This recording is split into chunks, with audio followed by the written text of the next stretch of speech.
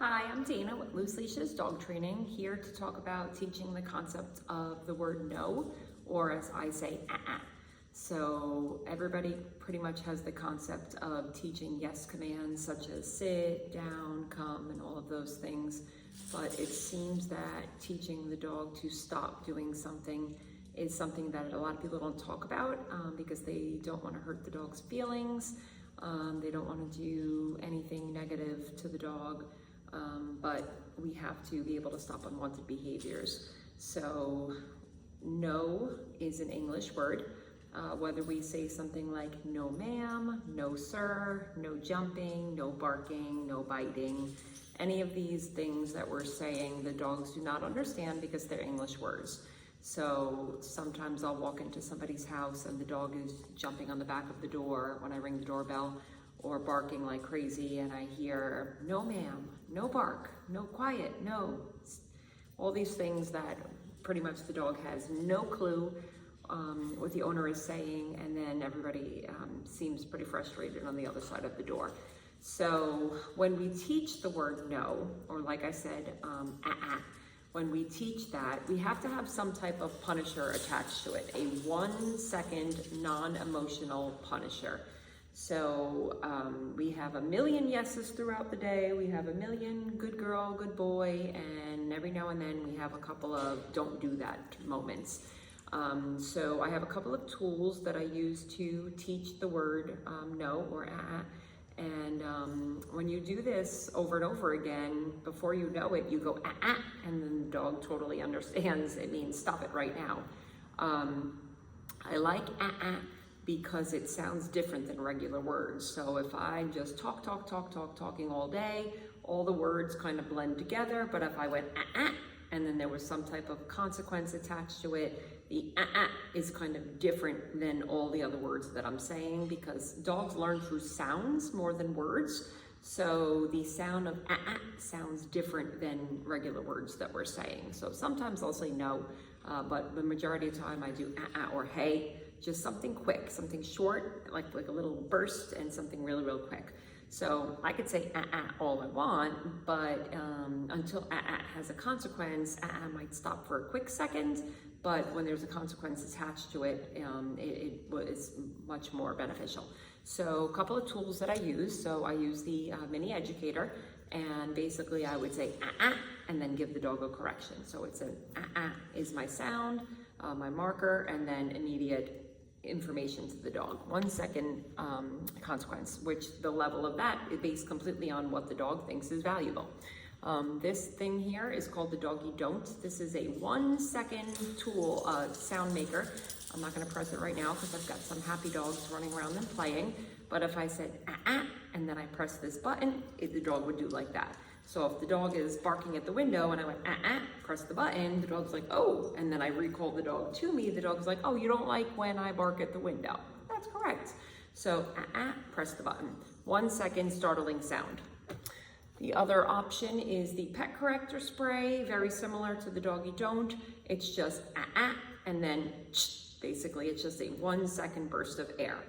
Any of the tools that we use, whether we're using a Doggy Don't, e-collar, or a pet corrector spray, also known as behavior coach, this is hidden behind my back. So I don't want the dog to look at my hands and be like, oh, where's that little can of spray? Oh, okay, well, I'm not gonna listen. And I don't wanna be threatening the dog with the tool either. So any of my correctional tools I have behind my back, and when I say and the dog hears that sound, the dog's like, I don't know what that was, but it sounded like it was connected to that So I probably should stop whatever I'm doing. A lot of people, they like to threaten their dogs with tools and hold up an e-collar. Perfect opportunity right there. Now all of the dogs in this room, they all, good boy, they all know that sound, so I don't have to apply a punisher after it because they know that that means stop it. And all they wanted to do was run around and bark and play. It's just not an appropriate time right now. So I gave them a little bit of information saying, hey, not right now. Okay, so if you're on a walk, the only thing different is we would use a prong collar correction. So we're walking and all of a sudden the dog sees a squirrel, wants to pull towards the squirrel, and I would say, and just kind of give a little tug and release. Notice how every one of the corrections I talked about, they are a 1 second non-emotional conversation with the dog, just saying, stop that right now.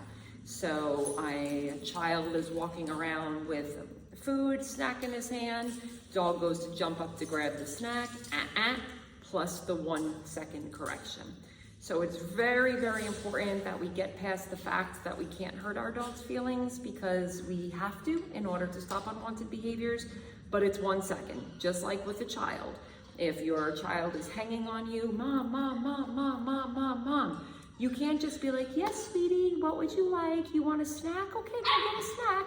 Because then we are reinforcing that behavior. So we might say something like, go sit down right now, I'm speaking, wait your turn, something non-emotional, 1 second that stops that behavior. So unfortunately, this information that people are getting on the internet is redirect with the treat. So dog is barking at your window, you offer them a treat, well, you've now just told the dog that barking at the window is great. And although it might have stopped the dog for a second, and assuming your dog is extremely food motivated, it's not going to actually stop the behavior in the future. The dog's gonna be like, if I bark, I get a treat every single time. So it sounds pretty simple, but a lot of people struggle with this concept. So in a nutshell, you have to use a word or a sound, so no or something short and sweet, plus a correction of 1 second that just tells the dog, stop it right this second. Every dog is gonna find one correction more valuable than the other, and then we move on, and then we're fine. Now, if the dog is doing something wrong, we're not gonna say no, correct the dog, and then start giving it treats, but we just move on. It's just moving on right after that. So if I am coming to your house, you will see this probably as soon as I walk into the door.